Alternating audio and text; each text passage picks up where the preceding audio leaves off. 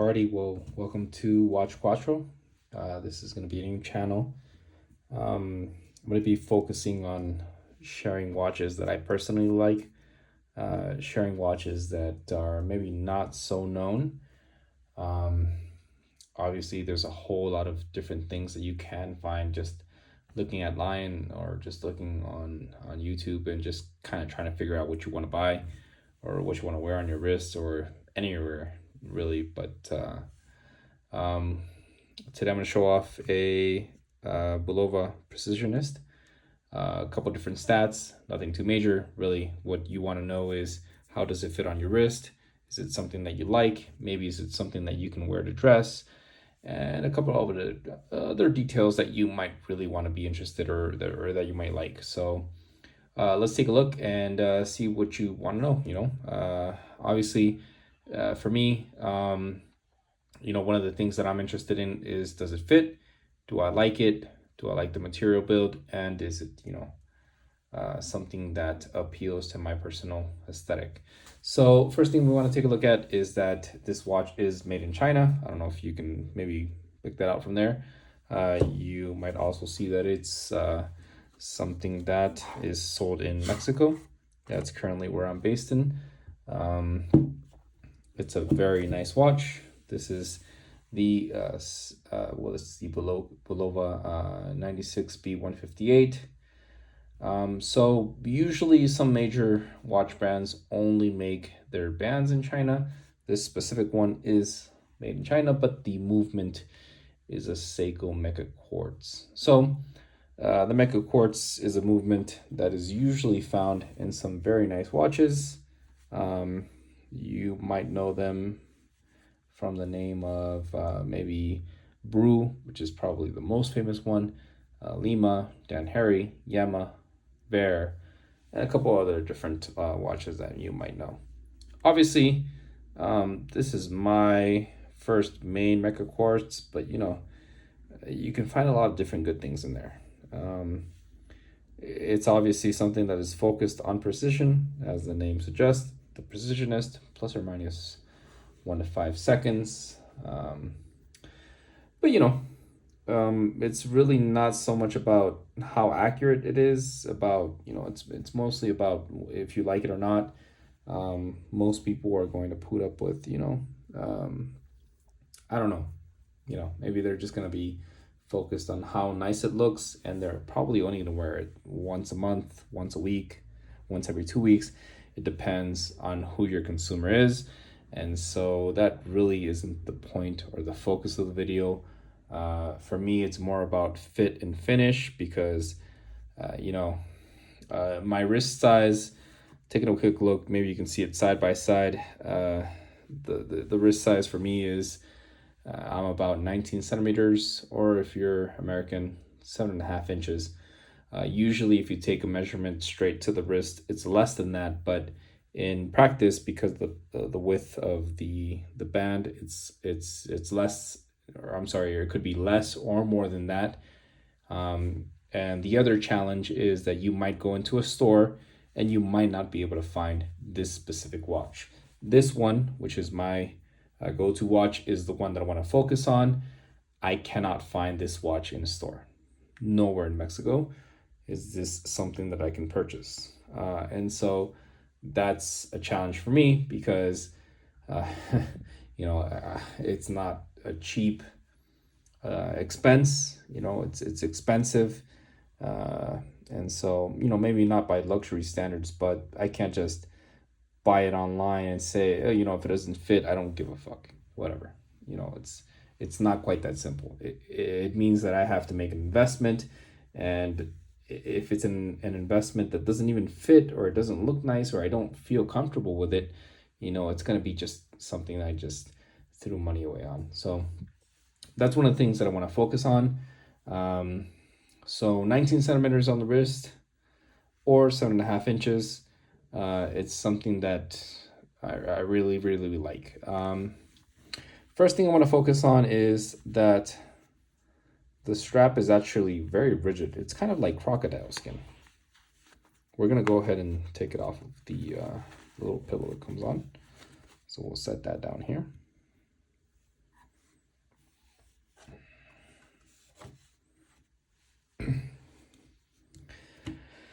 The strap is actually very, very rigid when you first get it. This could be something that's gonna come down to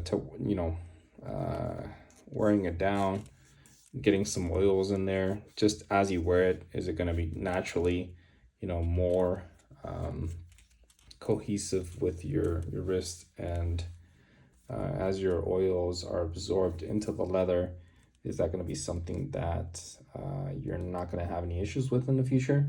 Um, I don't really know. I haven't had it a whole long time. It's currently something that I'm gonna have to look at as the watch ages.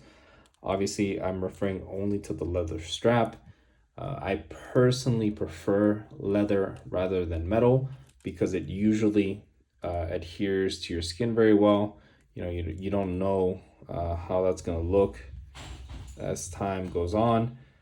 Sometimes these are very flexible, and you really get to see a situation with how badly the leather starts to wear. Sometimes leather starts to kind of absorb a bunch of moisture. And when it starts to absorb moisture, it just goes bad really, really quickly. And so obviously it says genuine leather, and that sort of thing. But you don't know until you actually start using it. This watch, besides being an unboxing, has about a couple weeks of use, and so overall the finish is shiny. It's really, really nice, but you know we can't really compare the metals to leather. I can't really say about the quality of the strap in comparison to the crown, to the bezel, to some of the details. These are very, very nice details. It's a very nice watch overall. But that also means that all of my watches have scuffs, they have scratches, they're dented here or there. I wear everything that I own, and so you're gonna really have to think about having something that has a polished finish on it. Is this something that you're always gonna wear? If you're gonna get this watch for dress attire, personally, I don't care. I watch, I always, I put on my wrist whatever I want to wear whenever I want to wear it. This is a dress watch. It is very thin, and so you might find yourself in a situation where you don't know if you want to wear it only for fancy situations or formal situations, whatever you want. You might want to call it. It's a watch that looks very nice, especially in person. Maybe the video doesn't do it justice, but obviously, this channel is going to always be focused on how it looks like on my wrist. So I'll get to that part in just a second. Going into the last part of this video, I'm going to show you what I'm currently wearing, because that's going to be a big part of the focus on the videos and video in general. Is I'm always going to have a watch on, right? Because this is going to be a watch channel. So currently I have a Seiko Presage. I'm going to go ahead and include which serial number it is. I'm going to go ahead and include which one this Precisionist is as well. Obviously, you might not care. You might only be here because of the Precisionist, and if that's the case, that's totally fine. This is what I'm currently wearing. Very nice. Presage are watches that are really, really nice. They're not the entry level for Seiko, and I thought that making a video on the Precisionist was a good way to start, because the movement that is in this Bulova is a Seiko. It's a Mecha Quartz. Mecha Quartz can be found in a variety of different watches, just because Seiko does business that way, right? Seiko doesn't only make movements for their own watches, they make movements for a whole lot of people, as long as they want to make, pay that price for whatever it is that they're trying to make. And so a quick look at the pre-search, because this is not entry level. It's obviously nowhere near what Seiko can do. If they want to charge you full price for something really nice, obviously I'm talking about a Grand Seiko. Grand Seiko would be the pinnacle of what Seiko can do. This is not it, but it's very, very nice. I've had this for over 2 years. It's very accurate. Their automatics are very beautiful. And being very beautiful, it's something that you want to have on your wrist. So anyway, this pre-search very quickly, has manual winding, it has automatic winding. It's probably off by about 10 seconds a day. Just the date and the time, you don't need more than that. In comparison to this Bulova, the strap is very flexible, very comfortable. It goes with probably a few different more combinations. No, it probably doesn't go for more combinations because it's green. This is probably like that hummingbird, very shiny. This light might not do it justice.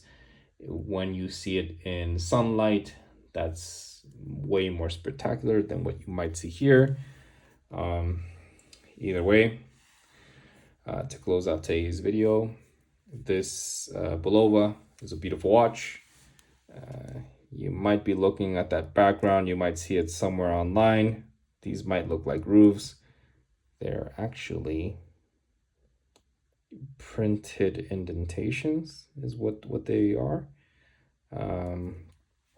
Either way, if you compare my automatic with the beats, the seconds are off, but the time is correct. Comparing the way that the seconds beat, the Precisionist is way more accurate and a whole lot faster. The movement of the Precisionist is basically a sweeping hand. There's essentially no pause between each of the beats for the second. It just glides along.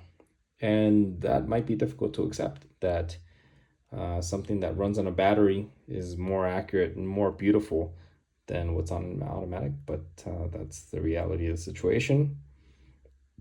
The crown has a similar style, but ultimately it depends on what you want. Do you want something that's prettier over here? Do you want something that's more accurate and doesn't need any maintenance over here? And yeah, that's the gist of it. Either way, my motto is always going to be, do what you want with your money. Get the thing that makes you feel grand when you're going out and about, or when you're going into the office and maybe what you want is to get noticed. This watch gets quite a bit of attention on its own. We're going to do a quick switch here on the two different pieces that we're going to feature. So like I mentioned, this one is not so flexible, but given the sizes that I mentioned, it fits well. It's comfortable. Maybe when you have a long sleeve shirt, when you have something else that might cover it, it could cause a bit of discomfort, but ultimately, this is a very beautiful watch.